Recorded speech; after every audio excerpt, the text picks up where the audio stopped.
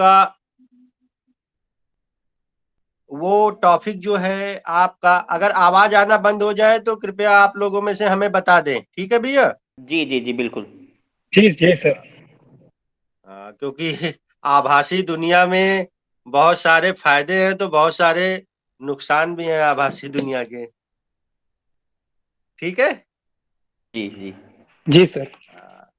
आज हम लोग जिस टॉपिक पे चर्चा करने जा रहे हैं वो आपका यूनिट थर्ड का टॉपिक है। जिसका पूरा आपका टाइटल है वो आपके लिंक पे भी गया था, United Nations and international peace and security, ठीक है? Hello. Yes sir, yes sir, yes sir, yes sir.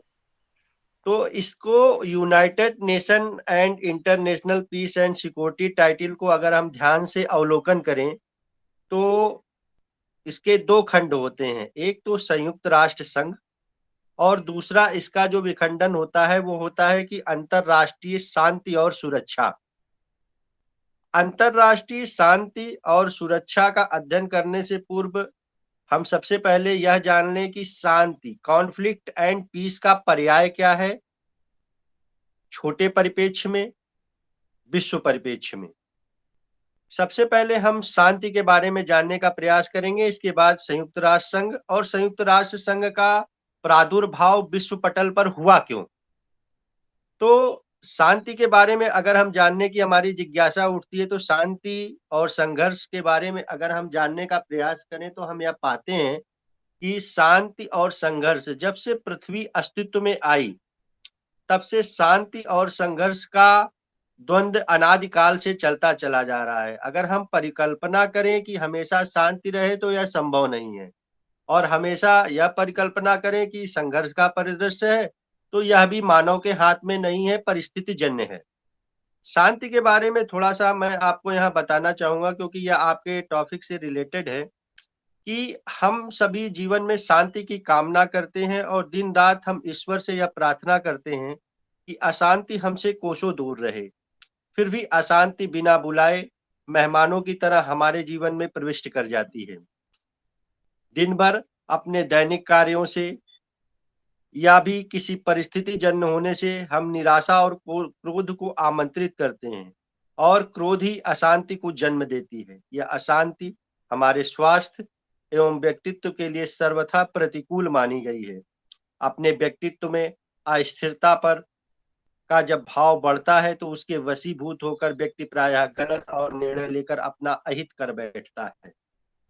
जब हम अपने जीवन में चाहूं और अशांति, जब हमारे जीवन की अगर पूरी परिकल्पना विश्व परिदृश्य में देखें, विश्व की सबसे जो छोटी इकाई है वह स्वयं से शुरू होती है और यह बढ़ते हुए अंतरराष्ट्रीय परिदृश्य को छू लेती है। तो जब हम अपने चारों जीवन में चाहूं और अशांति शांति की परिकल्पना करते हैं तो वहां अशांति हमें अपना वर्चस्व स्थापित करती हुई दिखाई देती है। तब हम शांति की महत्ता को समझ पाते हैं। वैसे तो शांति की प्राप्ति के लिए बहुत सारे स्रोत विश्व परिदृश्य में बताए गए हैं, जैसे प्रकृति का एकाकार होना, अच्छी स्रोत अगर हम वेद और पुराण का अध्ययन करें तो पाते हैं कि हमारे भीतर ही है। शांति हमारे जीवन में इसलिए भी आवश्यक है क्योंकि शांति वातावरण में मनुष्य के रचनात्मक व्यक्तित्व का विकास होता है और शांति ही सकारात्मकता का वृद्धि करती है। शांति में ही प्रगति न केवल निहित होती है अपितु उसे समृद्धि की पहली सीढ़ी भी माना जाता है। यह शांति के संदर्भ में थोड़ी सी उक्तियां थी और इसको इसलिए मैंने बताया क्योंकि यह आपके टॉपिक से रिलेटेड है, पीस एंड सिक्योरिटी। जब हम विश्व पटल की ओर ध्यान देते हैं तो यह दृष्टिगत होता है कि विश्व में शांति और संघर्ष का परिदृश्य चलता रहा है और चलता रहेगा। लेकिन जब विश्व पटल पर शांति स्थापना करने के प्रयास हुए हैं तो विश्व के देशों ने समय समय पर बहुत सारे संगठनों का निर्माण किया है, जिसमें सबसे सर्वोपरि संगठन जिसकी बहुओर चर्चा होती है संयुक्त राष्ट्र संघ कहलाता है। मेरी आवाज सभी को क्लियर आ रही? जी सर, जी जी जी सर। संयुक्त राष्ट्र संघ हम सभी भली भांति परिचित हैं उसकी कार्य प्रणाली, उसकी कार्य दशा से। लेकिन संयुक्त राष्ट्र संघ जो हमारी न्याय पंचायत है, जिसके समक्ष जब विश्व में कोई बड़ी घटना होती है तो सारे देश एक न्याय पंचायत की तरफ अपना ध्यान दृष्टिगत करते हैं और न्याय पाने की उम्मीद करते हैं। उसकी परिकल्पना संयुक्त राष्ट्र संघ के रूप में हमें दिखाई पड़ती है। संयुक्त राष्ट्र संघ की अस्तित्व में आया उससे पूर्व एक और राष्ट्र संघ की परिचर्चा होती है, जिसे हम राष्ट्र संघ के नाम से जानते हैं। यह राष्ट्र संघ जब फेल्योर हुआ तब संयुक्त राष्ट्र संघ अस्तित्व में आया। संयुक्त राष्ट्र संघ के बारे में जानने से पूर्व थोड़ा सा हम सभी राष्ट्र संघ के बारे में अवलोकन कर लें। जो हमारा राष्ट्र संघ था, यह राष्ट्र संघ प्रथम महायुद्ध 28 जुलाई 1914 को प्रारंभ हुआ था, प्रथम विश्व युद्ध, जिसके लगभग एक वर्ष बाद मई 1915 ईस्वी में ब्रिटेन में लीग ऑफ नेशंस सोसाइटी की स्थापना हुई थी। जून 1915 में इसी प्रकार की समिति अमेरिका में शांति स्थापना संघ का गठन किया गया। 22 जनवरी 1917 को अमेरिकी राष्ट्रपति विल्सन ने अमेरिकी सीनेट के समक्ष शांति स्थापना हेतु विश्व संघ बनाने का सुझाव प्रस्तुत किया, जिसका पूर्णतः समर्थन दक्षिण अफ्रीका के प्रधानमंत्री जनरल स्मॉट्स ने किया था उस समय। इसी प्रकार 5 जनवरी 1918 को लॉर्ड जॉर्ज ने अपने अभिभाषण में अंतर्राष्ट्रीय संगठन की आवश्यकता पर बल देते हुए कहा कि इस प्रकार के संगठन द्वारा युद्ध की संभावनाओं को टाला जा सकता है। फलतः मार्च 1918 में ब्रिटिश विदेश मंत्री बालफोर ने श्री फिलीमोर की अध्यक्षता में राष्ट्र संघ की संविदा के रचना हेतु एक समिति की स्थापना की। इस प्रकार के प्रयत्न जर्मनी, फ्रांस आदि राष्ट्रों के द्वारा भी प्रारंभ हुए और इन राष्ट्रों ने मिलकर राष्ट्र संघ के निर्माण में बहुत सारा महती योगदान दिया। राष्ट्रपति विल्सन जो अमेरिका के राष्ट्रपति थे, उन्होंने ही सबसे पहले यह आधारभूत अपनी जो सोचने की शक्ति, समझने की शक्ति और परिस्थिति जन्य शक्ति के आधार पर निर्णय किया कि यह जो प्रथम महायुद्ध चल रहा है, इस महायुद्ध को रोकने के लिए कोई न्याय पंचायत होनी चाहिए। तो राष्ट्रपति विल्सन की भूमिका सर्वोपरि थी राष्ट्र संघ के निर्माण में।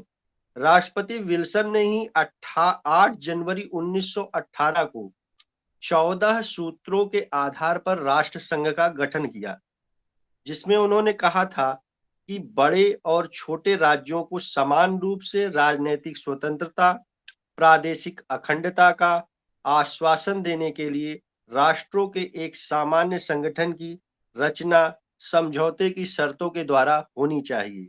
यह राष्ट्रपति विल्सन की सोच थी जब उन्होंने प्रथम संयुक्त राष्ट्र संघ से पूर्व जब राष्ट्र संघ की परिकल्पना की गई, तो उसमें राष्ट्रपति विल्सन का यह कॉन्सेप्ट था कि इस आधार पर एक न्याय पंचायत राष्ट्र संघ बनाई जाए। पेरिस के शांति सम्मेलन में राष्ट्रपति विल्सन ने इन्हीं सूत्रों पर विशेष बल दिया। अतः उनकी अध्यक्षता में 19 सदस्यों के एक आयोग ने राष्ट्र संघ की संविदा का प्रारूप तैयार किया। 14 फरवरी 1919 को शर्तों का प्रारूप घोषित कर दिया गया था। समूचे विश्व में 6 सप्ताह तक इस प्रारूप के किस प्रकार बने, किस प्रकार इनको अंगीकार किया जाए, इस पर पूरे 6 सप्ताह तक विश्व पटल पर बहस चलती रही। कुल उसमें बहुत सारे संशोधन हुए और पेरिस सम्मेलन 28 अप्रैल 1919 को यह प्रारूप विश्व पटल पर स्वीकार कर लिया गया कि संयुक्त राष्ट्र संघ इस प्रारूप के आधार पर निर्मित किया जाएगा। 10 जनवरी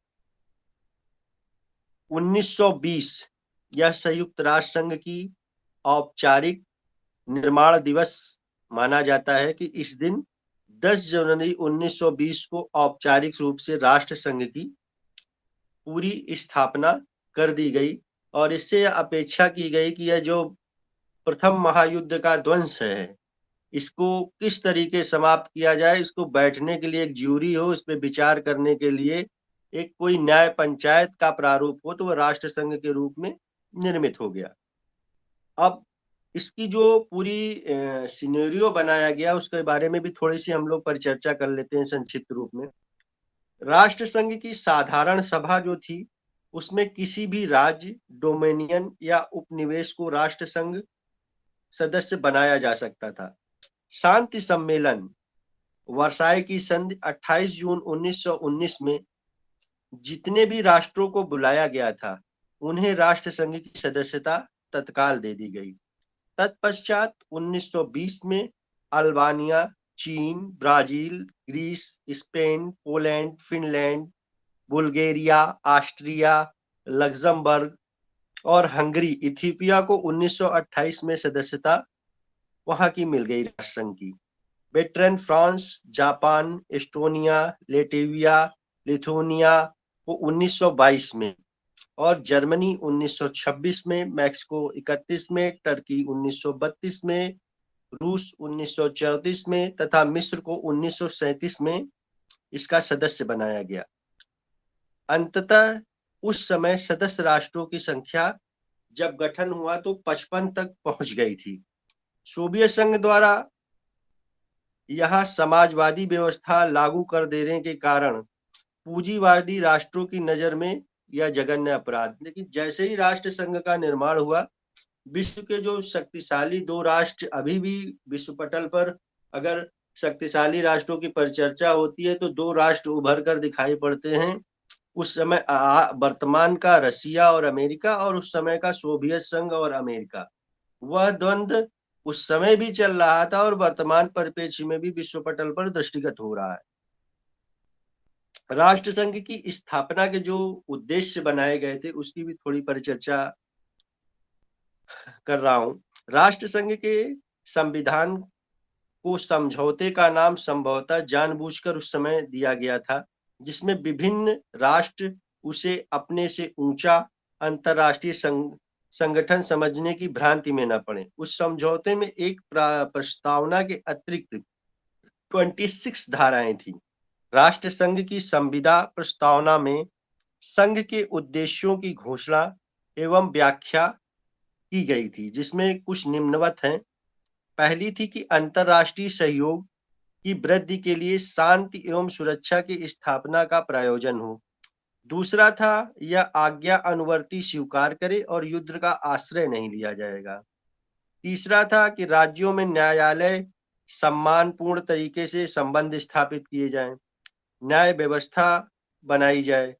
इस तरीके के करके कुछ बिंदु इस राष्ट्र संघ को चलाने के लिए उस समय तय किए गए। राष्ट्र संघ के जो पार्ट थे, जो उसका भी कई भागों में उसका संविधान बनाया गया, उसमें जो उसके पार्ट थे, पहली थी सभा, दूसरी थी परिषद, तीसरी सचिवालय, चौथा था अंतरराष्ट्रीय न्याय का स्थायी न्यायालय और पांचवा था अंतरराष्ट्रीय श्रमिक संघ। और साधारण सभा के बारे में थोड़ा सा परिचर्चा करना कि साधारण सभा का जो प्रारूप था कि राष्ट्र संघ की कॉन्वेंट की 3री और 5वीं धारा में साधारण सभा का कार्यक्षेत्र और उद्देश्य बताया गया था। यह संघ की व्यवस्थापिका संबंधी कार्यों का संपादन करती थी। सभा के प्रत्येक सदस्य को राष्ट्र को 1 वोट देने का अधिकार प्राप्त था, परंतु वह अधिक से अधिक 3 प्रतिनिधि भेज सकता था। सभा कोई भी निर्णय सर्वसम्मत से अथवा 2/3 बहुमत से ले सकती थी।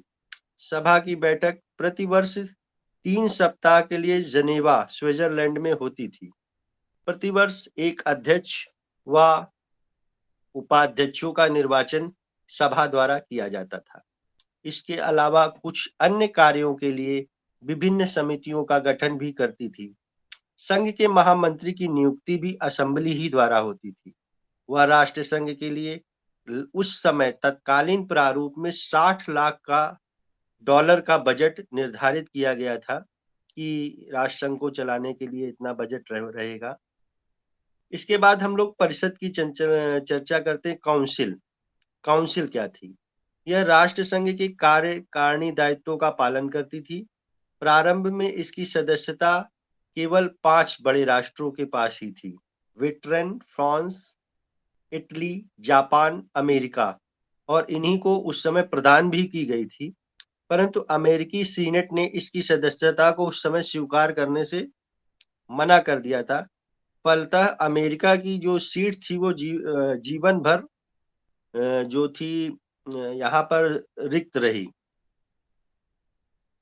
और इसकी स्थायी सदस्य केवल 4 ही बने थे उस समय, क्योंकि अमेरिका ने अपने आप को इससे रखा भी और नहीं भी रखा, तो अस्थायी रूप से 4 ही लोग रहे, और काउंसिल के 4 अस्थायी सदस्य भी होते थे।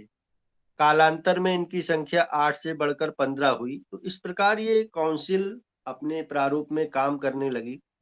तीसरा जो इसका पार्ट था, सचिवालय, यह राष्ट्र संघ का तीसरा अंग था, जो जिनेवा में स्थापित था, जिसके अध्यक्ष को महामंत्री के नाम से, सेक्रेटरी के नाम से भी जाना जाता था। काउंसिल की सहमति से महामंत्री को अपने सहायक कार्यकर्ताओं को चुनने का अधिकार था। इसके जो कार्य तय किए गए थे, मुख्यतः 3 कार्य थे सुरक्षा परिषद में। पहला था साधारण सभा और परिषद के लिए विचारणीय विषयों की सूची तैयार करना। दूसरा था बैठक की कार्रवाइयों का विवरण रखना, और तीसरा था कि विभिन्न प्रकार के प्रशासकीय कार्यों को संपादित करना। इसी क्रम में अंतर्राष्ट्रीय न्याय का जो स्थायी न्यायालय का प्रारूप था, इसका भाग permanent court of international justice. तो राष्ट्र संघ की संविदा की 14वीं धारा के अनुपालन में काउंसिल ने विधिवेत्ताओं के एक आयोग की नियुक्ति की, जिसके द्वारा प्रस्तावित किए गए न्यायालयों के विधान को कुछ संशोधन के बाद साधारण सभा ने 13 दिसंबर 1920 को निर्विरोध स्वीकार कर लिया। इस तरह अंतर्राष्ट्रीय न्याय का स्थायी न्यायालय अस्तित्व में आया। प्रारंभ में 11 न्यायाधीशों की परिकल्पना इसमें की गई थी, और 15 उप न्यायाधीश इसमें होते थे, जिनका कार्यकाल 9 वर्ष का होता था। परंतु 1930 में इसकी संख्या बढ़कर 15 हो गई। 1936 में उप न्यायाधीश का पद समाप्त कर दिया गया। न्यायालयों की बैठक प्रतिवर्ष हालैंड की राजधानी हेग में होती थी। ये न्यायाधीश स्वयं 3 वर्ष के लिए अपने सभापति और उप सभापति का चुनाव करते थे। राष्ट्रसंघ न्यायालय पे प्रति वर्ष उस समय स्थापना कालखंड में $5 लाख का व्यय होता था। न्यायालय की कार्रवाई का उस समय जो भाषा स्रोत था, वो फ्रेंच और अंग्रेजी में कार्रवाइयां प्रारंभ की गई। सन 1922 से 1939 तक इस न्यायालय के पास उस समय तत्कालीन परिस्थिति में 65 मुकदमे प्रारंभिक दौर में आए। जब विश्व परिदृश्य में जब भी कोई संघर्ष हुआ, कोई घटना हुई, तो उस समय 65 मुकदमे आए थे, ऐसा प्रमाण मिलता है। इसका जो 5वां भाग है वो अंतर्राष्ट्रीय श्रमिक संघ, इंटरनेशनल लेबर ऑर्गेनाइजेशन है। यह श्रमिकों की समस्याओं के समाधान हेतु 28 अप्रैल 1919 को वर्साई की संधि में अंतर्राष्ट्रीय श्रमिक संघ की व्यवस्था राष्ट्र संघ में परिकल्पित की गई। इसका मूल कार्य मजदूरों की औद्योगिक कृषि संबंधी उत्पादन की प्रक्रिया में सस्ते दामों में खरीदे जाने वाली वस्तुओं के स्थान पर मनोवचित मान्यता प्रदान करना था, और उनकी जो भी समस्याएं श्रमिकों की हो, वह भी राष्ट्र संघ के इस अंग के द्वारा अंगीकार करके समाधान करने का प्रयास करने की परिकल्पना राष्ट्र संघ में की गई। तो राष्ट्र संघ के ये जो अंग, 5 अंग मिलकर उस समय प्रारंभिक दौर में अस्तित्व में आए एक न्यायालय के रूप में। अब इनके बारे में थोड़ा यह भी जानना आवश्यक हो गया कि यह क्या ऐसा कारण रहा कि इनकी विफलताओं का दौर चला और उसके बाद फिर एक नए संगठन की आवश्यकता पड़ी, जिसको संयुक्त राष्ट्र संघ के नाम से हम सभी जानते हैं। राष्ट्र संघ मानवीय शांति और व्यवस्था को बनाए रखने के लिए विभिन्न राष्ट्रों द्वारा किया गया प्रथम प्रयास था। संगठन विश्व शांति और सुरक्षा के लक्ष्य से स्थापित किया गया था, लेकिन यह अपने प्रारंभिक लक्ष्यों में पूर्णतः सफल नहीं हुआ। यह दृष्टिगत होता है, नहीं तो हमें संयुक्त राष्ट्र संघ की स्थापना क्यों करने पड़ती। इसकी विफलता के कुछ कारणों के बारे में परिचर्चा हो जाए तो इस संबंध में नॉर्मन बेनेटविच का एक उक्ति दिखाई पड़ती है, जिसमें उन्होंने कहा है कि राष्ट्र संघ कुख्यात जननी की कुप्रतिष्ठा पुत्री थी। यानी यह राष्ट्र संघ के बारे में इतना आक्रोश था कि उस समय जो न्याय पंचायत बनाई गई और सभी के सर्वसम्मत से बनाई गई, उसमें इतने दुराभाव हो गए, लोगों को न्याय मिलने की उम्मीद इस आधार पर कम होती चली गई। तो इतनी कठिन उक्ति आई कि राष्ट्र संघ कुख्यात जननी की कुप्रतिष्ठा पुत्री है, क्योंकि राष्ट्र संघ का प्रादुर्भाव वर्साय की दुर्भाग्यपूर्ण संधि में हुआ था। इसलिए संघ की रचना में घृणा और बदले की भावनाओं के साथ विल्सन के आदर्शवाद का मौजूद होना भी स्वाभाविक था। यदि एक तरफ उसमें शांति और प्रजातंत्र के उच्च आदर्शों का समावेश था, तो वहीं दूसरी ओर साम्राज्यवादी भावनाओं का उचित स्थान था। राष्ट्र संघ के जनक अमेरिका के राष्ट्रपति विल्सन स्वयं राष्ट्र संघ का निर्माण करने के बाद उसमें शामिल नहीं हुए। तो कहा जा सकता है कि इसका विफलता का दौर वहीं से प्रारंभ हो गया था, क्योंकि जिस राष्ट्राध्यक्ष ने इस न्याय पंचायत की परिकल्पना की और उस राष्ट्राध्यक्ष ने स्वयं अपने आप को इस पूरे 5 देशों का जो अभी परिषद काउंसिल की चर्चा की, उसमें अपने आप को अलग रखा, तो वहीं से ये तय हो गया था कि इस न्याय पंचायत का अस्तित्व बहुत दिनों तक नहीं रह पाएगा। एक उक्ति और कही गई है कि एक शिशु यूरोप के दरवाजे पर अनाथों की भांति छोड़ दिया गया, जिसके चेहरे मोहरे से उसकी अमेरिकी पैतृकता स्पष्ट रूप से घोषित होती।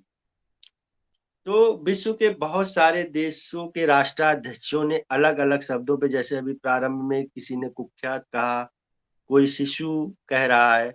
तो राष्ट्र संघ जब भी कोई परिषद का गठन किया जाता है, किसी न्याय पंचायत का गठन किया जाता है, तो सारे राष्ट्र इस उद्देश्य से उस न्याय पंचायत का गठन करते हैं कि भविष्य में जब भी कभी कोई विद्वेष उत्पन्न होगा और आपस में हम सभी नहीं सुलझा पाएंगे, तो वह न्याय पंचायत के समक्ष हम सभी जाएंगे और उनसे यह गुहार करेंगे कि वह हमें न्याय प्रदान करें। लेकिन जिस राष्ट्र संघ का निर्माण संयुक्त राष्ट्र संघ से पूर्व हुआ, उसके निर्माणकर्ता राष्ट्रपति विल्सन, जिनका ये कॉन्सेप्ट था, जिनकी ये 14 सूत्री परिकल्पना थी कि एक ऐसी न्याय पंचायत बनाई जाए, वो मानसिक रूप से स्वयं इस हाल में नहीं थे कि वह स्वयं को इस राष्ट्र संघ से जोड़ सकें। इसलिए राष्ट्र संघ की विफलता का पर्याय वहीं से शुरू हो गया था। 1930 के आसपास राष्ट्र संघ में अंतर विरोध मतलब बहुत बृहत लेवल पर प्रारंभ हो गए और आर्थिक संकट भी उत्पन्न होना शुरू हो गया, क्योंकि जब किसी भी संस्था में आस्थाएं समाप्त होने लगती हैं, तो किसी भी संस्था का जो निर्माण होता है वह लोगों की मानसिक सहमति के बाद संस्था को चलाने के लिए बहुत सारे रिसोर्सेस हमको बनाने पड़ते हैं, उसमें आर्थिक सर्वोपरि होता है। लेकिन जब राष्ट्रों की आस्था ही खत्म हो जाए कि यह संस्था हमें न्याय देगी या संस्था जब हम संकट पे पड़ेंगे तो हमें कोई समाधान देगी, तो धीरे धीरे राष्ट्रों ने अपना उससे मानसिक असहमति बनाने शुरू कर दी और उसका कालखंड जो 1930 के आसपास था, राष्ट्र संघ में अंतर विरोध होने के कारण आर्थिक संकट उत्पन्न होना प्रारंभ हो गया। तो जब जो आर्थिक चीज होती है वो किसी भी संस्था को चलाने के लिए सबसे बड़ा बेस होती है, और जब आर्थिक संकट उत्पन्न होना प्रारंभ हो जाए तो समझ लेना चाहिए कि अब वह संस्था बहुत लंबे समय तक विश्व पटल पर काम नहीं करेगी। तो वहीं से राष्ट्र संघ का अवनमन सन 1930 में जब आर्थिक संकट शुरू हो गया तो प्रारंभ हो गया था। हर राष्ट्र अपनी स्थिति को एक दूसरे से पृथक रखकर सुदृढ़ बनाने में रत हो गया, जिसके कारण आर्थिक सहयोग के स्थान पर आर्थिक प्रतिद्वंद्विता का जन्म लेना स्वाभाविक था। सबसे बड़ी जो मार्के की बात यहाँ पर यह थी राष्ट्र संघ के लिए कि जर्मनी और इटली में नाजीवाद और फांसीवाद का जो उदय हुआ और राष्ट्र संघ उस पर कोई भी अंकुश लगाने में असफल रहा, वहीं से यह मामला गड़बड़ा गया। तो राष्ट्र संघ के प्रति लोगों की आस्था लगभग 30 के आसपास खत्म हुई और अंतरराष्ट्रीय शांति और सहयोग की भावनाओं के प्रसार में कोई कसर उस समय नहीं रखी गई थी, क्योंकि कोई भी संस्था अगर बनाई जाती है तो यह मानकर चलना चाहिए कि भावनाएं तो सभी की पवित्र रही होंगी, लेकिन देश काल और परिस्थिति के आधार पर यह राष्ट्र संघ नहीं चल पाया और राष्ट्र संघ ने अपनी असफलता के बावजूद भी एक ऐसी आधारशिला स्थापित की जिस पर संयुक्त राष्ट्र संघ का भवन आगे निर्मित हुआ। सन 1930 के आसपास राष्ट्र संघ समापन की ओर चला गया तो विश्व के सभी देशों ने मिलकर यह परिकल्पना की कि अब क्या किया जाए और यहीं से संयुक्त राष्ट्र संघ की परिकल्पना प्रारंभ हुई।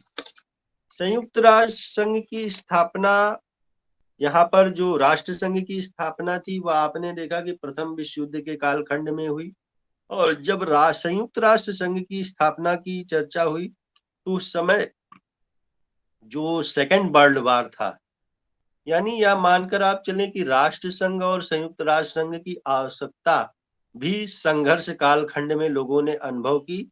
वह युद्ध के रूप में प्रथम विश्व युद्ध था और यह द्वितीय विश्व युद्ध था। तो संयुक्त राष्ट्र संघ की स्थापना ऐसे समय में हुई जब द्वितीय विश्व युद्ध अपने भीषणतम रूप में सारे विश्व को आतंकित कर रहा था। जर्मनी, इटली और जापान की धुरी राष्ट्र की सम्मिलित शक्ति का सामना करने में ब्रिटेन, अमेरिका तथा अन्य मित्र राष्ट्रों की सारी शक्ति लगी हुई थी। यह युद्ध केवल कुछ राष्ट्रों की प्रतिष्ठा के लिए लड़ा जा रहा था। मेरी आवाज स्पष्ट आ रही ना सभी को? Yes sir, clear. राष्ट्रों की प्रतिष्ठा के लिए यह युद्ध उस समय चल रहा था सेकेंड वर्ल्ड वार में। धुरी राष्ट्रों की बढ़ी हुई सैनिक शक्ति वास्तव में प्रजातंत्र और मानव अधिकारों के लिए संकट का कार्य कर रही थी। इस युद्ध में यदि धुरी राष्ट्रों की विजय होती तो निश्चय ही समस्त विश्व पर उसका व्यापक प्रभाव पड़ता और संभव है स्वाधीनता और प्रजातंत्र के ऊंचे आदर्शों को भी भारी आघात पहुंचता। उस समय भी जब राष्ट्र संघ की स्थापना हुई उस समय भी विश्व लगभग एक मूल भावना में नहीं था, वहां भी दो गुट थे। और जब संयुक्त राष्ट्र संघ की परिकल्पना की गई शांति स्थापना के लिए, अंतरराष्ट्रीय और राष्ट्रीय शांति की स्थापना के लिए, सुरक्षा के लिए, उस समय भी धुरी राष्ट्र और मित्र राष्ट्रों का एक समूह पूरे विश्व पटल पर छाया हुआ था अपने अपने स्वार्थ लाभों के लिए। अब जो ये धुरी राष्ट्र थे यह भी अपनी जिद पर अड़े थे, जिसमें जर्मनी, इटली, जापान थे और उधर ब्रिटेन, अमेरिका सारे देश थे। संयुक्त राज्य अमेरिका के सैन फ्रांसिस्को नगर में 1 जनवरी 1942 को ब्रिटेन, सोवियत संघ, चीन तथा अन्य 26 मित्र राष्ट्रों के प्रतिनिधियों का एक सम्मेलन हुआ, जिसमें यह निर्णय हुआ कि ये राष्ट्र सम्मिलित होकर धुरी राष्ट्रों का सामना करेंगे। इस संगठन को संयुक्त राष्ट्र अथवा यूनाइटेड नेशंस का नाम अमेरिका के तत्कालीन राष्ट्रपति फ्रैंकलिन डी रूजवेल्ट द्वारा दिया गया।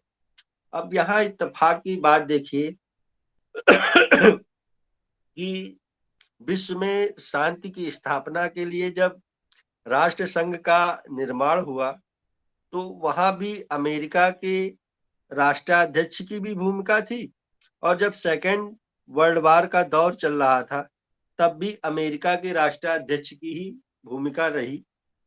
1 जून 1945 को आगे चलकर जब सैन फ्रांसिस्को में संयुक्त राष्ट्र का सम्मेलन हुआ, तो उस समय इसके सदस्यों की संख्या 50 हो गई थी। इस सम्मेलन में संयुक्त राष्ट्र की घोषणा पत्र, प्रस्तावना और अनुच्छेद 111 के साथ था को अंतिम रूप दिया गया था और संयुक्त राष्ट्र संघ की औपचारिक स्थापना की गई। इसके अस्थायी मुख्यालय लेक सक्सेस ये जगह अमेरिका में ही थी। इसका जो अस्थायी प्रथम मुख्यालय तय किया गया था वो लेक सक्सेस था। अधिकार पत्रों पर 50 राष्ट्रों के प्रतिनिधियों ने अपने हस्ताक्षर किए थे उस समय जब संयुक्त राष्ट्र संघ का निर्माण हुआ था। पोलैंड उस समय का जो राष्ट्र था वो प्रतिनिधि के अधिवेशन में नहीं सम्मिलित हुआ था, किसी कारणवश शामिल नहीं हो पाया था, लेकिन उसने बाद में आकर संयुक्त राष्ट्र संघ की प्रस्तावना पर अपने हस्ताक्षर किए थे। तो उस समय तक 50 संख्या थी, और जब बाद में पोलैंड के राष्ट्राध्यक्ष ने आकर संयुक्त राष्ट्र संघ की परिनियमावली पर अपने हस्ताक्षर किए, तो ये संख्या उस समय जब संयुक्त राष्ट्र संघ का गठन किया गया तो ये संख्या आपकी 51 हो गई थी। संयुक्त राष्ट्र संघ की जो आधिकारिक स्थापना है वह 24 अक्टूबर 1945 को पूर्णतः आपका संयुक्त राष्ट्र संघ संगठन या न्याय पंचायत आपकी राष्ट्र संघ के बाद 24 अक्टूबर 1945 को पूर्णतः अस्तित्व में आ गई, जबकि उसके अधिकार पत्र की पुष्टि चीन, फ्रांस, सोवियत संघ, इंग्लैंड तथा अमेरिका तथा बहुसंख्यक अन्य हस्ताक्षरकर्ताओं द्वारा उस समय की गई थी। अब संयुक्त राष्ट्र संघ किस प्रकार काम करता है इस पर भी परिचर्चा हो जाए, क्योंकि अंतरराष्ट्रीय और राष्ट्रीय परिदृश्य में अगर शांति स्थापना करने के लिए इसकी मूल परिकल्पना की गई, तो इसकी भी एक अपनी कार्य प्रणाली है, एक सिस्टम है, जैसे राष्ट्र संघ का हुआ करता है। जब संयुक्त राष्ट्र संघ की स्थापना हुई थी तो बहुत सारे सम्मेलन भी उस दौरान हुए थे। तो सबसे पहले हम लोग संयुक्त राष्ट्र संघ का जो गठन का प्रारंभ है उसके बारे में जानकारी प्राप्त करते हैं। चार्टर के अनुच्छेद 7 में संयुक्त राष्ट्र संघ के 6 अंगों का उल्लेख किया गया है। पहला है महासभा, आपका जनरल असेंबली। दूसरा है आपका सुरक्षा परिषद, सिक्योरिटी काउंसिल। तीसरा है आपका आर्थिक और सामाजिक परिषद, इकोनॉमिक एंड सोशल काउंसिल। चौथा है आपका न्याय परिषद, ट्रस्टशिप काउंसिल। पांचवा है आपका न्याय का अंतर्राष्ट्रीय न्यायालय, इंटरनेशनल कोर्ट ऑफ जस्टिस। और छठा आपका सेक्रेटरिएट, सचिवालय है।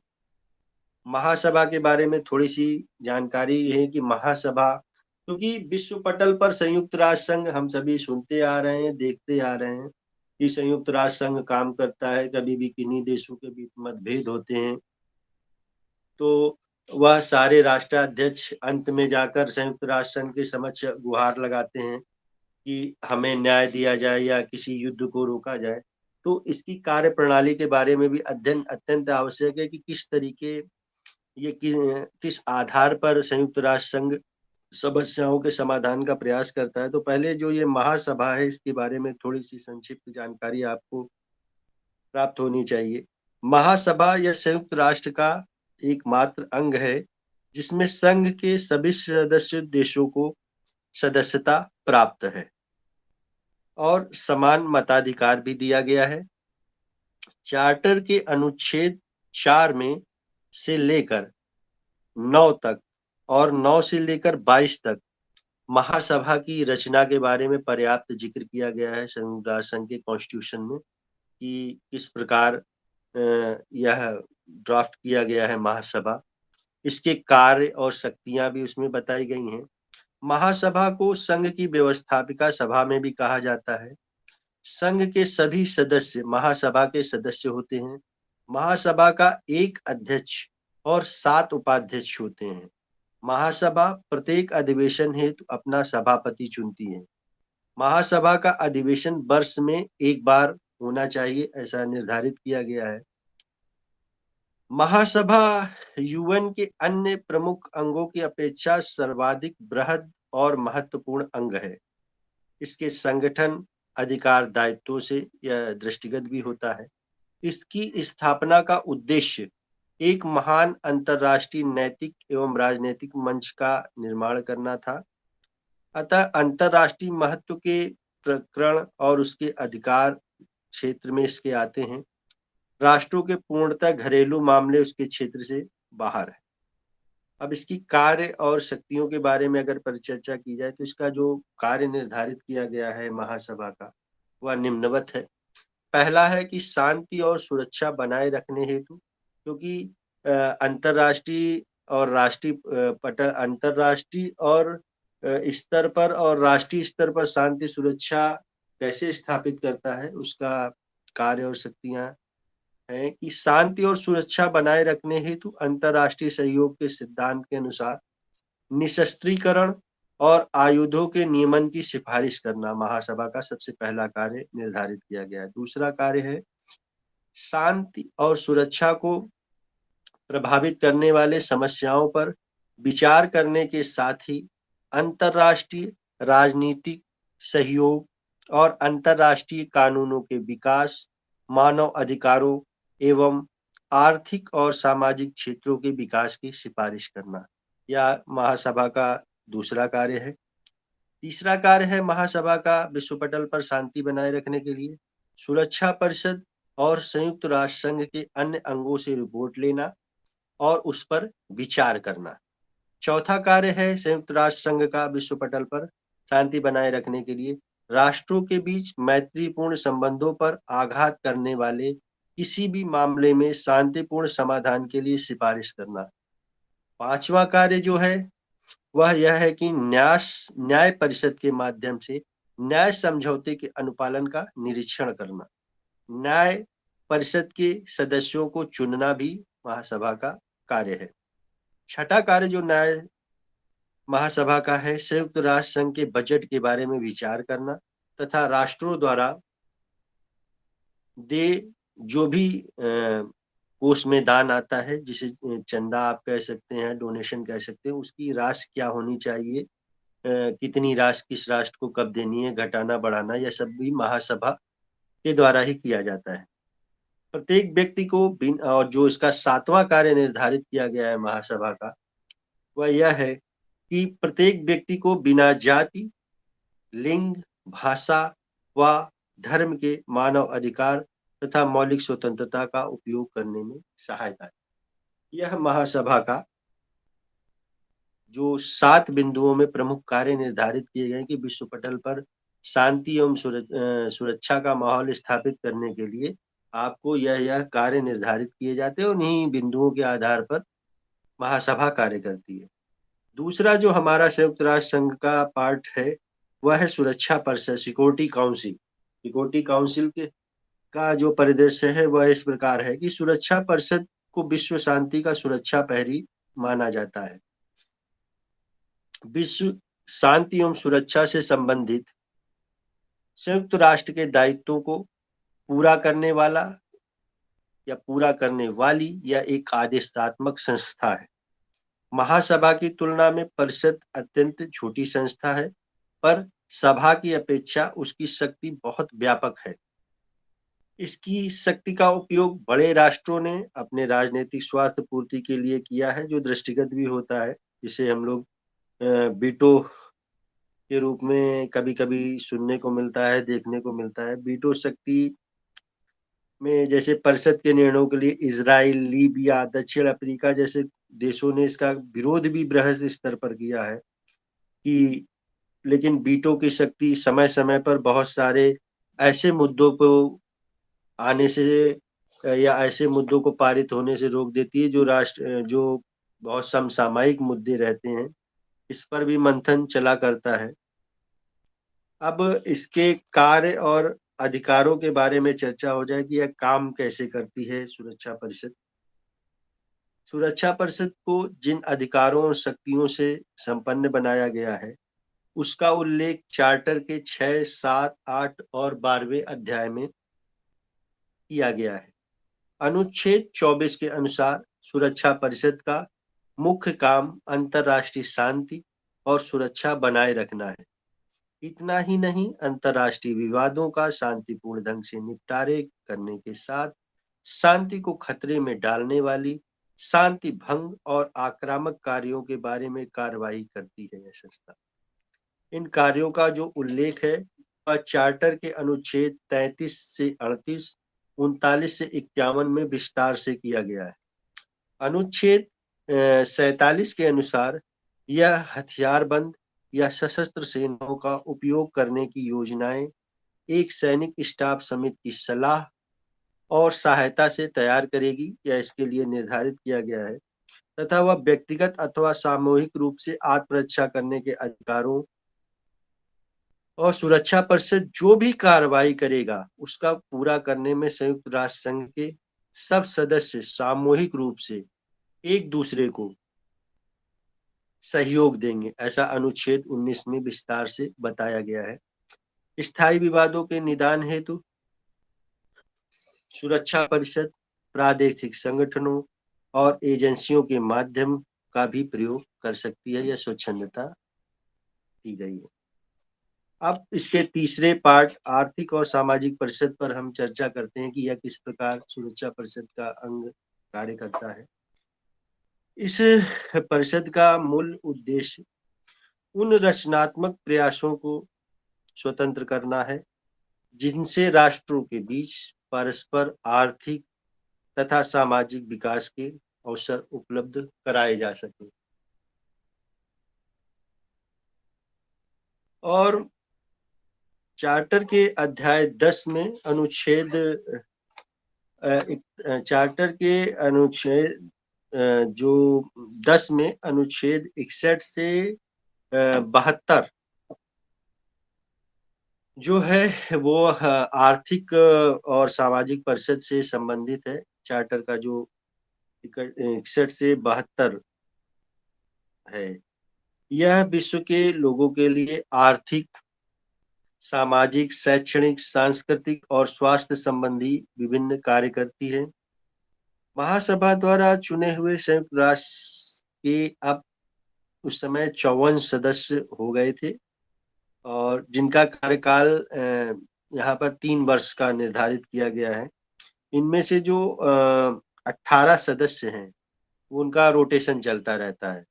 वह प्रतिवर्ष चुने जाते हैं और प्रतिवर्ष रोटेशन में फिर 18 सदस्यों को चुनाव होता है, जिसमें 7 सीटें जो हैं वो अफ्रीकी एशियाई देशों के लिए निर्धारित की गई हैं, 1 लैटिन अमेरिका तथा 1 यूरोप के देशों के लिए निर्धारित है। परिषद के हर सदस्य का 1 वोट निर्धारित किया गया है। इसकी सहायता हेतु कुछ समितियां भी गठित की गई हैं, जिनमें प्राविधिक सहायता, अंतर्राष्ट्रीय संपर्क समिति, गैर सरकारी संगठन परामर्श समिति, कार्यावधि समिति आदि प्रमुख हैं। इस परिषद की प्रमुख विशेषता यह है कि 5 बड़े राष्ट्रों को कोई विशेष अधिकार या स्थान प्राप्त नहीं है। इसकी बैठक वर्ष में 2 बार होती है, अप्रैल में न्यूयॉर्क में होती है और जुलाई में जिनेवा स्विट्जरलैंड में होती है। इसकी जो कार्य और शक्तियां हैं वह इस प्रकार हैं।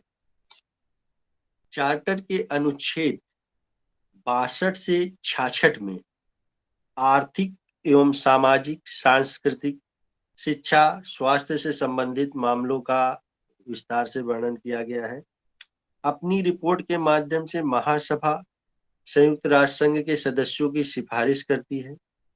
संघ के नियमों के अंतर्गत आने वाले मामलों पर वह अंतरराष्ट्रीय सम्मेलन भी कर सकती है। परिषद मानव अधिकारों और मौलिक स्वतंत्रता के प्रति आस्था बढ़ाने अथवा उनका पालन करने के लिए सिफारिश भी कर सकती है। शरणार्थियों के प्रति आस्था बढ़ाने, उनका पालन करने के लिए सिफारिश भी कर सकती है। शरणार्थियों, राज्यविहीन व्यक्तियों, ट्रेड यूनियन के अधिकारों, दास्ता जैसे समाज विरोधी कार्रवाइयों पर परिषद विचार विमर्श तत्काल रूप में करती है। इससे विश्व में दरिद्रता, रोग, निरक्षरता और मुक्ति दिलाने का प्रयास भी इस संगठन द्वारा किया जाता है। सन 1948 की मानवीय अधिकारों की घोषणा हो या 1952 की महिलाओं के राजनीतिक अधिकार से संबंधित सम्मेलन हो या मानव अधिकारों द्वारा मूल स्वतंत्रताओं के प्रति अपार जन जागृति पैदा करने का, ये जो दो काम हुए थे उस समय, सन 1952 में महिलाओं का राजनीति में पदार्पण में राजनीतिक अधिकार दिए गए और सन 1948 में मानवीय अधिकारों की घोषणा हुई। यह दो बिंदु संयुक्त राष्ट्र संघ द्वारा प्रमुख रूप से लिए गए। इसकी उस समय बहुत अच्छी और सारगर्भित रूप में विश्व में सार्थक रूप में इसको विश्व में देखा गया। सभी राष्ट्रों ने इसकी सराहना की। आर्थिक और सामाजिक परिषद जो है वो श्रमिकों की दशा सुधारने, उनका जीवन स्तर तथा सामाजिक और आर्थिक शांति स्थापित करने का प्रयास करती है, क्योंकि विश्व स्वास्थ्य संगठन का उद्देश्य विश्व की जनता के उत्तम स्वास्थ्य की अवस्था प्राप्ति में सहायता करना है। चाहे इजराइल, जॉर्डन, लेबनान, सीरिया, यूनान, श्रीलंका, भारत में विभिन्न समय समय पर जो स्वास्थ्य संबंधी समस्याएं, शिक्षा संबंधी समस्याएं जो उत्पन्न होती रहीं, उसका भी निराकरण करने का प्रयास होता रहा। जैसे भारत में एक जिक्र आता है मलेरिया का, उस समय बहुत प्रादुर्भाव हुआ था, तो उस समय संयुक्त राष्ट्र संघ की बड़ी महती भूमिका थी मलेरिया उन्मूलन में। बहुत बृहद स्तर पर उस समय भारत को सहायता प्रदान की गई थी। इस तरीके विश्व के जिस भी कोने में कोई बात होती है शिक्षा संबंधी, स्वास्थ्य संबंधी, तो संयुक्त राष्ट्र संघ तत्काल की यह जो आर्थिक और सामाजिक परिषद है, यह तत्काल इसका अंग काम करना शुरू कर देता है। अब हम इसके चौथे अंग न्यास परिषद के बारे में, कि न्यास परिषद किस प्रकार विश्व पटल पर शांति स्थापना करने का कार्य करती है। यह संयुक्त राष्ट्र संघ का चौथा अंग कहलाता है। चार्टर्ड के अध्याय 15, अध्याय 13 और अनुच्छेद 86 से 91 तक न्यास परिषद की रचना, शक्तियों, कार्यविधियों आदि का उल्लेख है।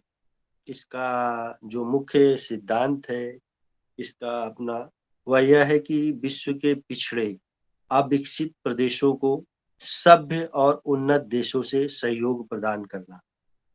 अतः उन्नत देशों का यह कर्तव्य है कि वे उसके विकास में यथासंभव सहायता दें, ऐसा निर्धारित कर रखा है, और उस काल तक अपने को न्यासी समझकर उनके हितों की देखभाल करें जब तक वे स्वयं शासन संभालने के योग्य न हो। जिन देशों को यह कार्य सौंपा जाए उनको संयुक्त राष्ट्र की देखरेख में यह कार्य करें।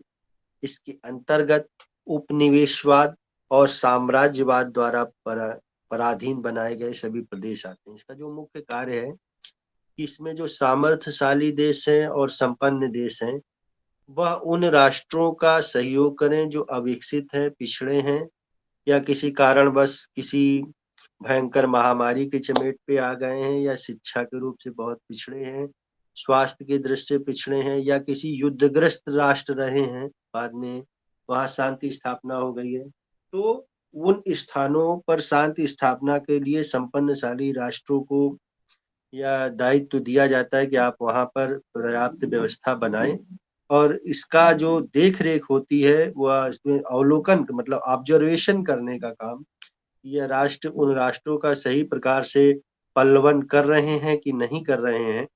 यह दायित्व जो सौंपा जाता है वो सौंपा जाता है न्यास परिषद इन पर पूरा ऑब्जर्वेशन रखती है कि राष्ट्र सही प्रकार से काम कर रहे हैं या नहीं कर रहे हैं।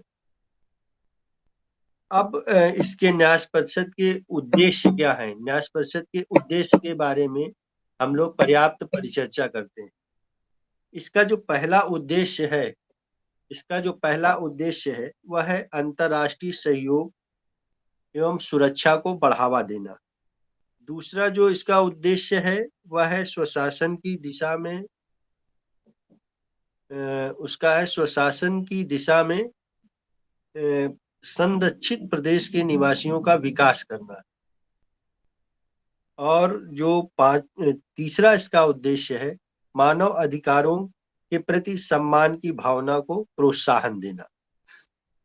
मानव अधिकार की भावना को प्रोत्साहन देना यह इसका तीसरा उद्देश्य है। और चौथा उद्देश्य जो इसका है वह है मानव सामाजिक, आर्थिक तथा वाणिज्य संबंधी मामलों में संयुक्त राष्ट्र संघ के सब सदस्यों और उनके नागरिकों के प्रति समानता के व्यवहार का विश्वास दिलाना। ये न्यास परिषद के जो मेन उद्देश्य है कि विश्व पटल पर शांति और सुरक्षा स्थापित करने के लिए क्या हो, तो उन्होंने अपने ये 4 मूल बिंदु निर्धारित कर रखे हैं, जिसके अंतर्गत वे विश्व के राष्ट्रों के मध्य अपने कार्य करते हैं। इसका जो कार्य और अधिकार है न्यास परिषद का इस प्रकार है। न्यास परिषद महासभा से आदेश लेकर न्यास परिषद प्रदेशों के शासन की देखरेख करती है। प्रशासनिक अधिकारी अपने प्रतिवेदन प्रतिवर्ष न्यास परिषद के समक्ष रखते हैं, जिन पर आवश्यक विचार विमर्श करने के उपरांत परिषद महासभा और सुरक्षा परिषद के समक्ष आवश्यकता अनुसार विभिन्न प्रकार की सिफारिश भेजती है। इसका दूसरा कार्य न्यास परिषद के समय समय पर निरीक्षक भेजना आदि भी है। अब हम 5वें जो इसका भाग है, न्यास परिषद के बाद अंतर्राष्ट्रीय न्यायालय। अंतर्राष्ट्रीय न्यायालय संयुक्त राष्ट्र संघ में किस प्रकार अपनी भूमिका विश्व पटल पर शांति सुरक्षा के लिए स्थापित करता है। तो जो अंतर्राष्ट्रीय न्यायालय है, जब भी किन्हीं राष्ट्रों के बीच किसी भी मुद्दे पर कोई विवाद उत्पन्न होता है वैधानिक रूप में, तो वह अंतर्राष्ट्रीय न्यायालय जो हॉलैंड की राजधानी हेग में बना हुआ है, वह अंतर्राष्ट्रीय न्यायालय के समक्ष लाया जाता है। और यह संयुक्त राष्ट्र संघ का प्रमुख हिस्सा है। अंतर्राष्ट्रीय न्यायालय हॉलैंड की राजधानी हेग में स्थापित है। यह वही पुराना न्यायालय है जिसे राष्ट्र संघ ने 1921 में स्थापित किया था। इसमें 15 न्यायाधीश होते हैं। 15 न्यायाधीशों का समूह होता है, जिसके समक्ष विश्व का कोई भी राष्ट्र अगर किसी भी बिंदु पर अपने आप को पीड़ित महसूस करे तो अंतर्राष्ट्रीय न्यायालय में अपील कर सकता है। इनकी नियुक्तियां जो होती हैं, इनके अंदर जो पूरा जुडिशरी सिस्टम बनाया जाता है, यह संयुक्त राष्ट्र की साधारण सभा और सुरक्षा परिषद द्वारा किया जाता है। यदि न्यायालय में किसी ऐसे राज्य का मामला विचारणीय है जिस 15 न्यायाधीशों में प्रतिनिधित्व नहीं है, तो वह एक अपना कानूनी विशेषज्ञ मामले की सुनवाई के दौरान अस्थायी न्यायाधीश के रूप में नियुक्त भी कर सकता है। इससे कानूनी राय तो ली जाती है, पर उसका निर्णय उसका निर्णय नहीं मान्य होता है, लेकिन उससे चर्चा कर सकते हैं। कमला अतिरिक्त न्यायाधीश की नियुक्ति होती है, लेकिन कम से कम 9 न्यायाधीशों की उपस्थिति रहने पर ही राय या निर्णय किया जा सकता है। न्यायालय के निर्णयों को कार्यान्वित कराने के लिए आवश्यक कार्रवाई निश्चित करते समय सुरक्षा परिषद के 9 सदस्यों की स्वीकृति आवश्यक है, जिसमें 5 स्थायी सदस्य होते हैं। यह इसकी कार्यप्रणाली का एक प्रारूप है। जो इसका क्षेत्राधिकार है, पहला है ऐच्छिक। इसके अंतर्गत न्यायालय अपनी संविधि की धारा 36 के अनुसार उन सभी मामलों पर विचार कर सकता है जो संबंधित राज्य न्यायालय के समक्ष प्रस्तुत करेगा। अनिवार्य क्या होता है, इसके अंतर्गत राज्य स्वयं घोषणा करके अंगीकृत क्षेत्रों में न्यायालय के आवश्यक क्षेत्राधिकार को स्वीकार कर लेता है। यह विवाद अंतर्राष्ट्रीय संधियों, समझौतों तथा परंपराओं से भी संबद्ध हो सकते हैं। तीसरा इसका क्षेत्राधिकार परामर्शी दात्री एडवाइजरी कमेटी होती है। इसके अंतर्गत न्यायालय द्वारा परामर्श देने का कार्य संपन्न किया जाता है। महासभा अथवा सुरक्षा परिषद किसी भी कानूनी प्रश्न पर अंतर्राष्ट्रीय न्यायालय से परामर्श मांग सकती है। इसमें महासचिव के जो कार्य निर्धारित किए गए हैं उनको भी थोड़ा सा चर्चा हो जाए उसके लिए। सचिवालय, इसका जो लास्ट भाग है वो सचिवालय है। सचिवालय संयुक्त राष्ट्र संघ के कार्य के संपादन हेतु तो सचिवालय की स्थापना की गई है। इसका संगठन प्रायः वैसा ही है जैसे राष्ट्र संघ का सचिवालय था। इसमें एक महासचिव और कर्मचारी सम्मिलित होते हैं जो संघ के कार्यों के लिए दायित्वपूर्ण होते हैं। महासचिव की नियुक्ति सुरक्षा परिषद की सिफारिश पर महासभा द्वारा की जाती है और उनका वेतन भी निर्धारित किया जाता है। और इस पर जो महासचिव की नियुक्ति की जाती है वह 5 वर्ष के लिए होती है। महासचिवों के कार्यकाल का, पहले महासचिवों के थोड़े नाम के बारे में जानकारी कर ली जाए कि किनका कार्यकाल है, फिर महासचिव के कार्य के बारे में परिचर्चा करो। और संयुक्त राष्ट्र संघ का स्थापना का जो मूल लक्ष्य है, मूल उद्देश्य है, सार समरी पर भी चर्चा की जाएगी। जो संयुक्त राष्ट्र संघ के वर्तमान में महासचिव इस समय है एंटोनियो गुटरेस। ये मूलतः पुर्तगाल राष्ट्र से संबंधित है। इनका कार्यकाल वर्तमान में दूसरा कार्यकाल है। पहला कार्यकाल 1 जनवरी 2017 में इन्हें दिया गया था और दूसरा कार्यकाल इनको 18 जून 2021 को दिया गया। और वर्तमान में एंटोनियो गुटरेस संयुक्त राष्ट्र संघ के महासचिव हैं। इससे पूर्व जो संयुक्त राष्ट्र संघ के महासचिव रहे 1992 से 1996 तक का कार्यकाल बुतरस बुतरस घाली जी का रहा। वह इजिप्ट से संबंधित थे। और इसके बाद कार्यकाल 1996 से 2006 तक कोफी आनान जी का रहा जो घाना से संबंधित थे। और इसके बाद 2007 से 2016 तक का कार्यकाल वान की मून का रहा जो साउथ कोरिया राष्ट्र से संबंधित थे। तो समय समय पर इसी प्रकार संयुक्त राष्ट्र संघों के महासचिवों का नाम निर्धारित किया जाता है संवैधानिक प्रणाली द्वारा। जो महासचिव के कार्य होते हैं वह इस प्रकार निर्धारित किए गए हैं। अनुच्छेद 99 के अनुसार यदि महासचिव को यह दायित्व दिया गया है कि वह समझे कि किसी मामले के कारण अंतर्राष्ट्रीय शांति और सुरक्षा खतरे में पड़ सकती है तो वह सुरक्षा परिषद का ध्यान इस ओर आकृष्ट कर सकता है। दूसरा कार्य, महासचिव संयुक्त राष्ट्र के कार्य के विषय में वार्षिक रिपोर्ट महासभा को देना होता है, दूसरा कार्य होता है। तीसरा कार्य होता है महासचिव का संघ के पदाधिकारियों और कर्मचारियों की नियुक्ति करना। चौथा कार्य अनुच्छेद 98 के अनुसार संयुक्त राष्ट्र संघ के महासचिव का यह होता है कि वह संयुक्त राष्ट्र के प्रमुख अधिशासी अधिकारी होने के कारण महासचिव, महासभा, सुरक्षा परिषद, आर्थिक और सामाजिक परिषद और न्याय परिषद की बैठक में भाग लेगा। यह अधिकार उसको अनुच्छेद 98 के अंतर्गत प्राप्त है और यह उसका कार्य है। पांचवा जो उसका कार्य, आज इस सचिवालय में लगभग 4000 से अधिक सदस्य विभिन्न राष्ट्रीयता होने के बावजूद संयुक्त राष्ट्र के लक्ष्यों को प्राप्त करने की दिशा में कार्यरत है, उनका सहयोग करना है। संयुक्त राष्ट्र संघ की जो स्वीकृत भाषाएं हैं उसमें अंग्रेजी और फ्रेंच है, भाषा आधिकारिक रूप से प्रमुख है। और लेकिन इसके अलावा चीनी, अंग्रेजी, चीनी भाषा और फ्रांसीसी संघ की मान्य भाषाएं हैं। संयुक्त राष्ट्र संघ के उद्देश्य की भी जो परिचर्चा संक्षिप्त रूप में कर ली जाए, संयुक्त राष्ट्र संघ का उद्देश्य घोषणा पत्र में समाहित है। उसकी जो प्रस्तावना में लिखा हुआ है वह इस प्रकार है कि हम संयुक्त राष्ट्र के लोग यह निश्चय करते हैं कि आने वाली पीढ़ियों को युद्ध की विभीषिका से, जिसने हमारे जीवन काल में ही 2 बार समूची मानवता के ऊपर दुख डाला है, उसे बचाने का प्रयास करेंगे। दूसरा उद्देश्य है संयुक्त राष्ट्र संघ का विश्व में शांति स्थापना करने के लिए कि हम मनुष्यों के मौलिक अधिकारों में मानव व्यक्तित्व की प्रतिष्ठा एवं मूल्यों में स्त्री और पुरुष के समान अधिकार और छोटे और बड़े राष्ट्रों की समानता में अटूट विश्वास करते हैं। तीसरा जो है वह है ऐसी परिस्थितियों को स्थापित करने के लिए जिनमें न्याय, संधियों, अंतर्राष्ट्रीय कानूनों के अन्य साधनों के प्रति सम्मान की भावना को कायम रखा जा सके।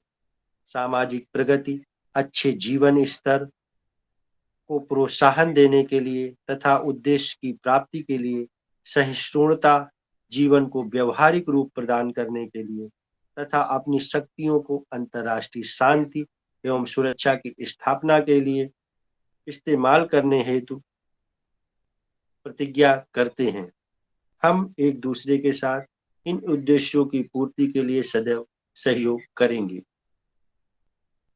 प्रस्तावना के अलावा संयुक्त राष्ट्र संघ की संविधान की पहली धारा में इस उद्देश्य का भी उल्लेख किया गया है।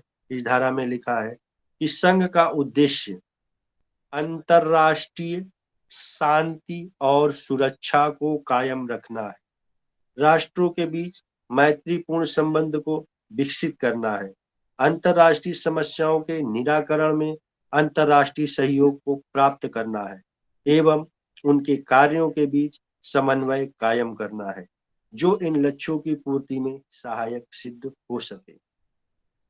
अगर संक्षेप में इन विस्तारवादी बातों को कहा जाए कि यूएनओ का जो उद्देश्य है, अगर संक्षिप्त रूप में परिचर्चा की जाए कि अगर समराइज रूप में रखा जाए तो वह इस प्रकार है कि सामूहिक व्यवस्था द्वारा अंतर्राष्ट्रीय शांति एवं सुरक्षा कायम रखना, आक्रामक प्रवृत्तियों को नियंत्रण में रखना, अंतर्राष्ट्रीय विवादों का शांतिपूर्ण समाधान करना, राष्ट्रों के आत्मनिर्णय और उपनिवेशवाद विघटन की प्रक्रिया को गति देना, सामाजिक, आर्थिक, सांस्कृतिक और मानवीय क्षेत्र में अंतर्राष्ट्रीय सहयोग को प्रोत्साहित एवं पुष्ट करना, निशस्त्रीकरण एवं नई अंतर्राष्ट्रीय आर्थिक व्यवस्था की स्थापना करना। संयुक्त राष्ट्र संघ के समय समय पर बहुत सारे प्रयास देखने को मिले, चाहे यूनान की समस्या 47 में रही हो, कश्मीर की समस्या रही हो 47 में, फिलिस्तीन की समस्या 47 में रही हो, कोरिया की समस्या 1950-53 में रही हो, स्वेज की समस्या 1956 में रही हो, कांगो समस्या 60-63 की रही हो, वियतनाम युद्ध की समस्या रही हो, अमेरिका बंधकों की समस्या सन 1979 में रही हो, दक्षिण अफ्रीका की रंगभेदी नीति की समस्या रही हो, अफगान समस्या 1979 की रही हो या इराक ईरान युद्ध की समाप्ति की 80-88 की समस्या, सब में संयुक्त राष्ट्र संघ की भूमिका हमें दिखाई पड़ती है। अंत में संयुक्त राष्ट्र संघ के बारे में यह बताना चाहूंगा कि संयुक्त राष्ट्र संघ ने विश्व शांति और सुरक्षा की स्थापना के लिए एक महत्वपूर्ण अंतर्राष्ट्रीय पंचायत की भूमिका अदा की है। विश्व राजनीति के बदलते स्वरूप से कदम मिलाते हुए, मेरी आवाज स्पष्ट आ रही है सभी? जी सर, जी सर। विश्व राजनीति के बदलते हुए स्वरूप से कदम मिलाते हुए अर्थात उसने राजनीतिक एवं सुरक्षात्मक चुनौतियों के कम होने पर अनेक आर्थिक, सामाजिक, शैक्षणिक, वैज्ञानिक एवं तकनीकी के क्षेत्र में विकास एवं सहयोग कार्यक्रम आरंभ कर अंतर्राष्ट्रीय समुदाय की भावना को जागृत किया है। इसमें कोई संदेह नहीं है कि संयुक्त राष्ट्र संघ अनेक विश्व समस्याओं को सुलझाने में आंशिक सफलता ही प्राप्त कर पाया है। फिर भी इस तथ्य से इनकार नहीं किया जा सकता कि इसने कई नाजुक मामलों में हस्तक्षेप करके विश्व समाज को महायुद्ध के विनाश से बचाया है। आज आवश्यकता इस बात की है कि विश्व के समस्त राष्ट्र आपसी सहयोग, विश्वास और समझ के आधार पर संगठन को भरपूर समर्थन दें तथा अंतर्राष्ट्रीय एवं सुरक्षा का सपना तभी साकार हो सकता है। संयुक्त राष्ट्र संघ की बारे में हम सभी ने विस्तार से चर्चा की, संयुक्त राष्ट्र संघ के अंगों के बारे में चर्चा की, संयुक्त राष्ट्र संघ के कार्य प्रणाली के बारे में चर्चा की। लेकिन आज विश्व परिदृश्य में जब संयुक्त राष्ट्र संघ का स्थिति जो दिखाई पड़ती है, संयुक्त राष्ट्र संघ की, आवाज मेरी स्थिति क्लियर आ रही ना सभी को? जी जी जी जी आज सर। संयुक्त आज जो संयुक्त राष्ट्र संघ की स्थिति हम लोगों ने अभी अध्ययन की कि राष्ट्र संघ बना, संयुक्त राष्ट्र संघ बना, सबकी भावना हमें यह माननी चाहिए कि पावन और पवित्र दृष्टि में ही की गई होगी, और सारे राष्ट्रों की यह इच्छा विश्व पटल पर रहती है कि विश्व में शांति की स्थापना हमेशा बनी रहे। लेकिन देश काल और परिस्थितियों के हिसाब से विश्व के किसी न किसी कोने पर, जैसे बहुत सारी समस्याओं का मैंने जिक्र किया, यूनान समस्या, कश्मीर समस्या, सब जगह संयुक्त राष्ट्र संघ की भूमिका दृष्टिगत दिखाई पड़ती है कि संयुक्त राष्ट्र संघ प्रयास करता है। लेकिन संयुक्त राष्ट्र संघ में जो वीटो पावर प्राप्त राष्ट्र हैं, यह राष्ट्र समय समय पर अपने हितार्थ, जैसे अभी वर्तमान परिवेश में देखा जाए कि हम लोगों ने कोरोना समस्या के समय यह देखा कि जो भूमिका संयुक्त राष्ट्र संघ की विश्व पटल पर दृष्टिगत होनी चाहिए थी, वो शायद हमें देखने को नहीं मिली, क्योंकि उसमें जिस राष्ट्र की भूमिका निर्धारित की जा रही थी, वह राष्ट्र वीटो पावर की भूमिका में एक महती रोल था उसका। अप्रत्यक्ष रूप से हम उसका सभी नाम जानते हैं कि वह जिसके ऊपर कोरोना फैलाने का इल्जाम लगा था, चाइना। जब विश्व पटल पर संयुक्त राष्ट्र संघ को, या पहली बार ऐसा देखने को, बहुत सारी समस्याओं में संयुक्त राष्ट्र संघ की बड़ी अच्छी भूमिका रही।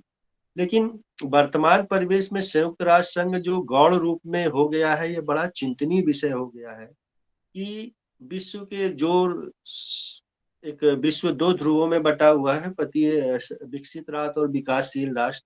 तो जो विकसित राष्ट्र हैं वो अपने हितार्थ विकासशील राष्ट्रों का जो दोहन करते चले जा रहे हैं, यह बड़ी विडंबना है। उसमें कोई भी संस्था का निर्माण हो, वह तब तक अपने अस्तित्व को प्राप्त नहीं कर पाएगा जब तक उसमें निर्विकार भाव से सभी राष्ट्र सहभाग न करें। और इसका उद्देश्य संयुक्त राष्ट्र, इसका जो रूप आपको देखने को मिला, ये कोरोना समस्या में मिला कि संयुक्त राष्ट्र संघ हमें कहीं भी कोई प्रयास करता हुआ दिखाई नहीं दे पाया। और आज वर्तमान में जब विश्व के एक कोने में यूक्रेन और रशिया का वार चल रहा है, दूसरा पक्ष कोरोना के बाद जो विश्व की सबसे बड़ी घटना है, उसमें भी हमें देखने को मिल रहा है कि संयुक्त राष्ट्र संघ की कहीं भी भूमिका हमको दिखाई नहीं पड़ती है।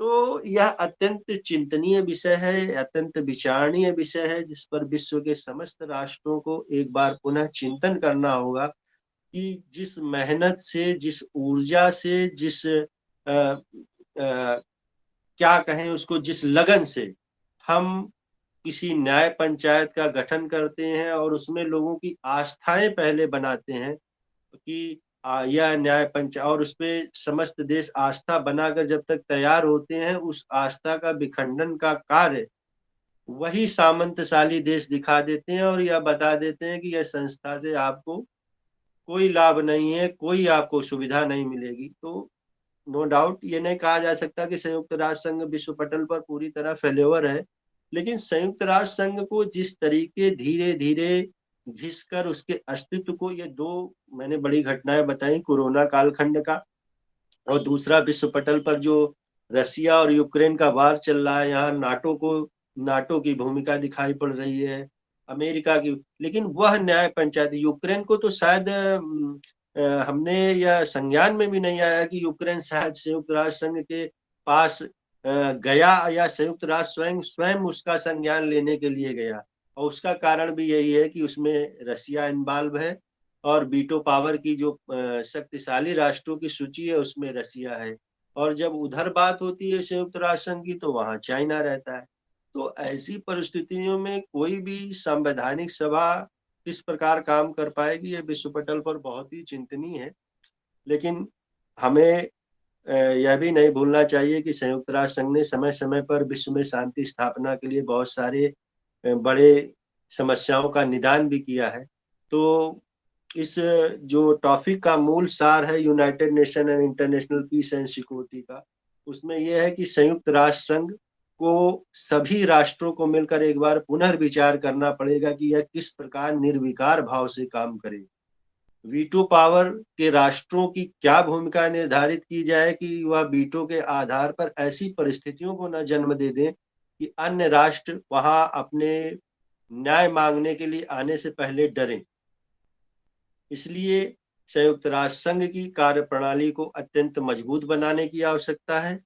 संयुक्त राष्ट्र संघ अगर मजबूत होगा तो विश्व के पटल पर राष्ट्रीय एवं अंतर्राष्ट्रीय परिवेश में जब भी कोई दुर्दांत घटना होगी तो राष्ट्र आस्था के साथ वहां पर जाकर गुहार लगाएगा। नहीं तो फिर जो घटना आज यूक्रेन और रशिया की देखने को मिल रही है, इसकी पुनरावृत्ति आगे भी देखने को मिलेगी।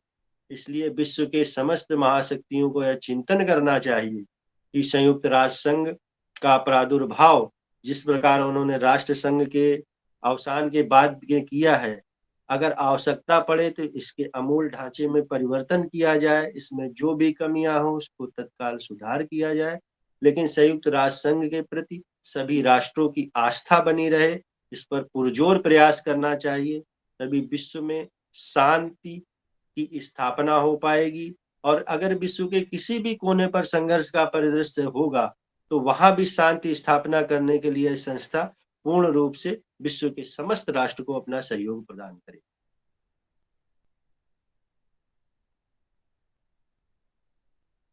हेलो जी सर, जी सर, जी सर। तो जी जी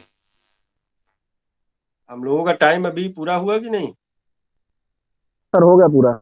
जी हो चुका। चलिए, आज थोड़ा सा कुछ व्यवधान रहा लिंक को जुड़ने में।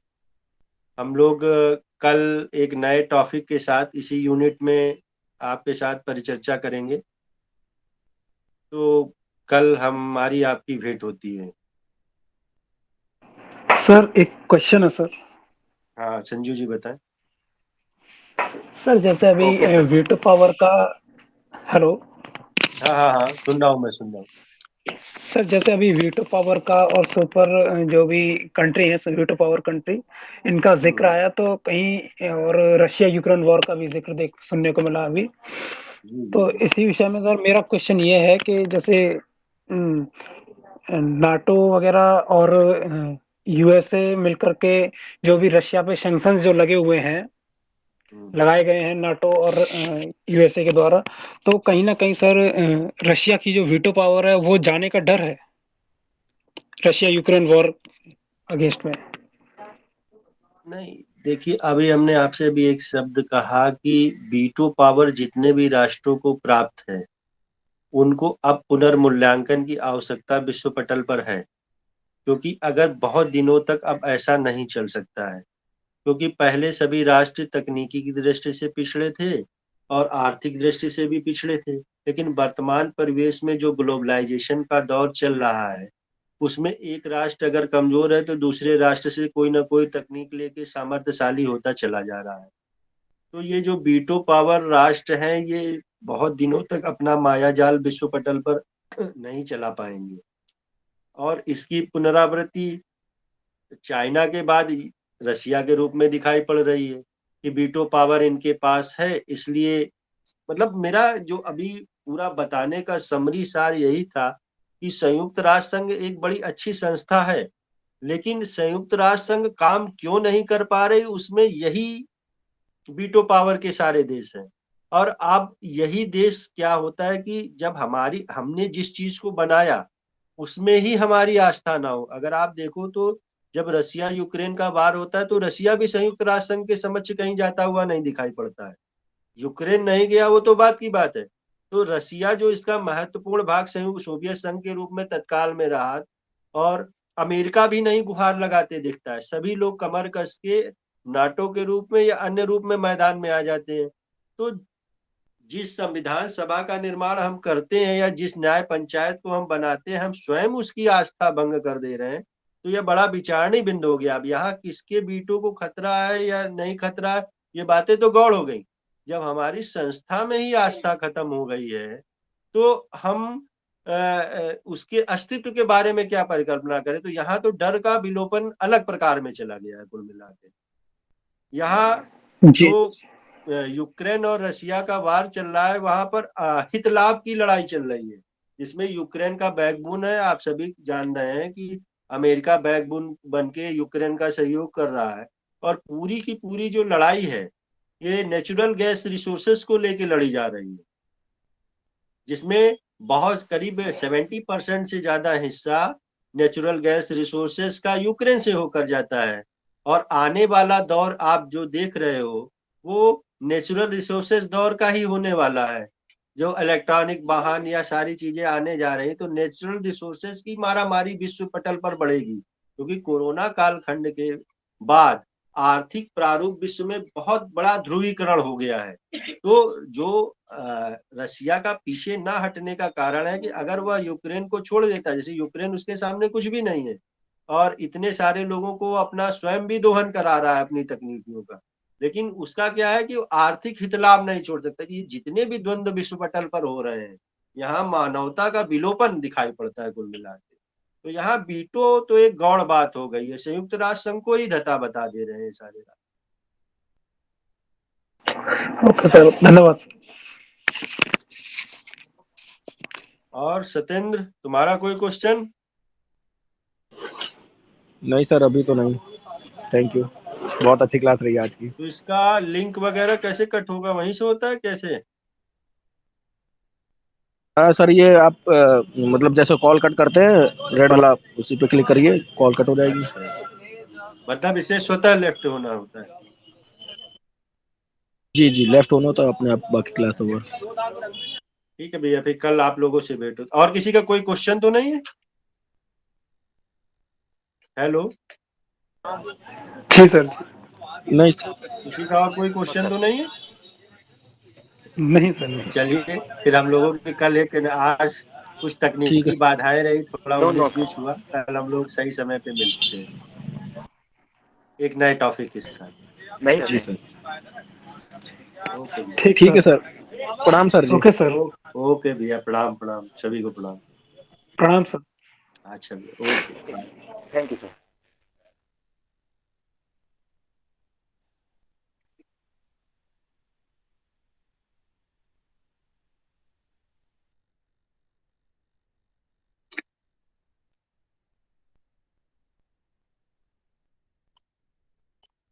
सर